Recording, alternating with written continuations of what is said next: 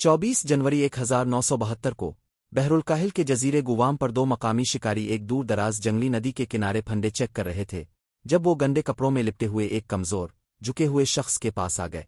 पहले तो उन्होंने इसे कोई मकामी देहाती समझा, लेकिन अपनी जान के खौफ से इस शख्स ने हमला कर दिया। हैरान शिकारियों ने तेजी से अपने हमला आवर को काबू किया और इसे अपने गांव वापस ले गए, जहां उन्होंने इसे मकामी हुक्काम के हवाले कर दिया। जिन लोगों ने सबसे पहले इससे पूछ-गुछ की, उनकी हैरत की इंतहा न रही जब इस शख्स ने खुद को इंपीरियल जापानी फौज के सार्जेंट शाओइची ओकावई के तौर पर शनाख्त किया, जो कभी दूसरी जंग अजीम के दौरान जजीरे पर तैनात 18,500 मजबूत फौजी दस्ते का हिस्सा था। 29 मार्च 1915 को जापान के शहर सारी में पैदा होने वाले ओकावई ने अपनी जवानी में एक दर्जी के यहाँ शागिर्द के तौर पर काम किया।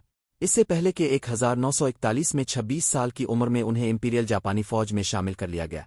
इब्तिदाई तौर पर मंचोरिया में तैनात, बाद में 1941 में अमरीकियों से गुवाम पर कब्जा करने के बाद फरवरी 1943 में उन्हें गुवाम मुंतकिल कर दिया गया।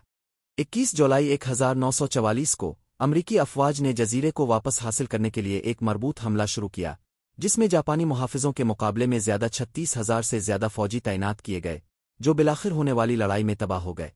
इब्तिदाई लड़ाई में बच जाने वाले चंद जापानियों को हुक्म दिया गया कि वो जंगल में पीछे हिट जाए और गोरिल्ला जंग के जरिए मुजाहमत जारी रखे। चुनांचे ओकावई और उनके नौसाथी जजीरे के अंदरूनी हिस्से में फरार हो गए। अगस्त 1945 में जापान के गैर मशरूत हथियार डालने के ऐलान के बाद इत्तेहादी अफवाज ने बहरुल-काहिल के जज़ायर पर लाखों पंफलेट गिराए ताकि बाकी मांडा जापानी फौजियों को मतला किया जा सके कि जंग खत्म हो चुकी है। ताहम ओकावई और उनके साथियों ने उन्हें फौरी तौर पर अमरीकी प्रोपेगेंडा करार दिया, जिसका मकसद उन्हें कैद करना था। बरसों की फौजी तरबियत से मुतासिर होकर बहुत से जापानी हथियार डालने को बेइज्जती समझते थे और डरते थे कि दुश्मन के हाथों पकड़े जाने का मतलब अजियत और फांसी होगा, जिसने उन्हें मजीद छुपे रहने पर आमादा किया।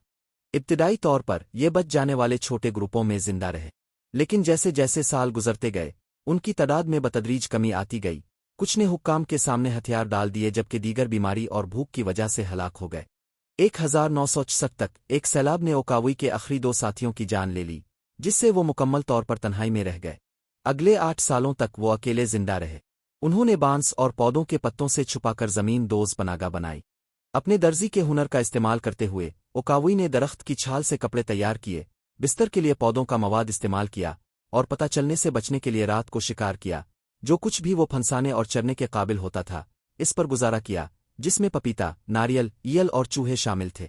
2 फरवरी 1972 को जंगल में उनकी दरियाफ्त के 2 हफ्ते बाद ओकावई को बाज़ाब्ता तौर पर जापान वापस भेज दिया गया, जहां टोक्यो पहुंचने पर उनका हीरो जैसा इस्तेबाल किया गया। हानिडा हवाई अड्डे पर हजारों लोग उनकी वापसी के गवाह बने। जंग में जिंदा बच जाने पर एहसास जुर्म और शर्म महसूस करते हुए ओकावई ने अपने इब्तिदाई एहसासात का इजहार करते हुए कहा, मैं बहुत शर्मिंदगी के साथ वापस आ रहा हूं।